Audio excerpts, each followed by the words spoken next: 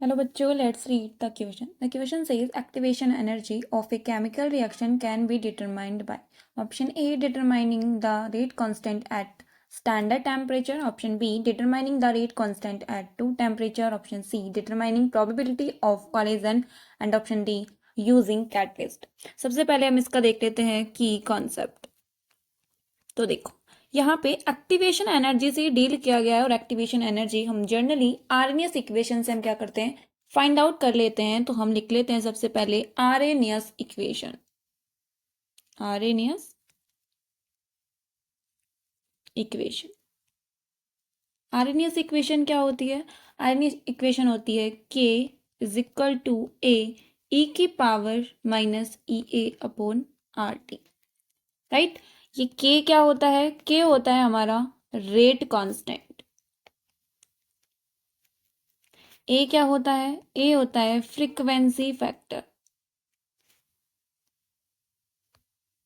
Frequency factor. E A क्या होता है? ये होती है हमारी एक्टिवेशन एनर्जी जिसकी हम बात कर रहे हैं, एक्टिवेशन एनर्जी। आर होता है हमारा गैस कांस्टेंट और ए क्या बचा हमारे पास? T. T is the temperature. अब यहाँ पे आप देखोगे कि रेट कांस्टेंट का आपके पास एक्टिवेशन एनर्जी और टेम्परेचर तीनों के वेरिएशन कर करके हम चीजें देखते हैं। तो देखो सबसे पहले ये जो आपके पास आरएनएस इक्वेशन है, मैं इसको वापस से लिखती हूँ। ये क्या थी? के इज इक्वल टू ए की power minus E A upon R T. अगर हम इसमें एलन लेते हैं तो एलन के इज इक्वल टू एलन ए, फिर क्या हो जाएगा? ये पावर नीचे आ जाएगी ई A upon R T. Right, ये बन जाएगा। अगर हम यहाँ पे देखें कि एलन के है, एक एलन ए है और एक टेम्परेचर, तीन चीजें हमारे पास वेरिएशन कर सकती है। तो डिफरेंट डिफरेंट टेम्परेचर पर हम लेकर बात कर सकते हैं। डिफरेंट टेम्परेचर पर रेट कांस्टेंट भी डिफरेंट होगा। तो एलन के टू माइनस एलन के वन इज इक्वल टू क्या बन जाएगा? एक तो एलन ए माइनस ई ए, एक तो हमारे पास टेम्परेचर R2 है और एक कौन सा है हमारे पास? टेम्परेचर R1 है। तो T2 माइनस T1 जैसे करते हैं हम लिख लेते हैं इसको एलन A minus E A upon R T1। ठीक है, अब इसको हम कैसे लिख सकते हैं? जब भी आपके पास L N A B minus L N A हो तो डिवाइड में चला जाता है। तो एलन के टू अपॉन क्या बन जाएगा? ये K1।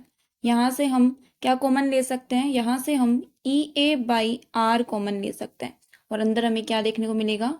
T1 minus 1 upon T2।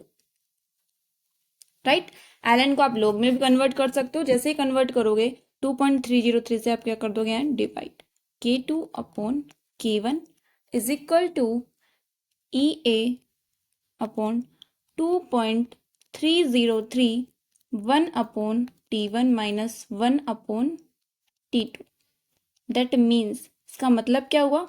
इसका मतलब ये हुआ कि यहाँ पे आप डिफरेंट डिफरेंट टेम्परेचर पर रेट कांस्टेंट को हम क्या कर सकते हैं? डिफाइन कर सकते हैं। दैट मीन्स अगर हम एक्टिवेशन एनर्जी की बात करें, एक्टिवेशन एनर्जी के लिए हमें क्या चाहिए? दो डिफरेंट टेम्परेचर चाहिए और रेट कांस्टेंट हमें डिफरेंट चाहिए। K2 आपके पास रेट कांस्टेंट होगा तो वहां पे टेम्परेचर T2 होगा और K1 रेट कांस्टेंट होने पर टेम्परेचर T1 होगा। In case of activation energy हमें दो डिफरेंट टेम्परेचर की रिक्वायरमेंट रहती है। दैट मीन्स हम डिटरमाइनिंग कर सकते हैं the rate constant at two temperature. Option B is correct. Hope you understood it well. Best of luck.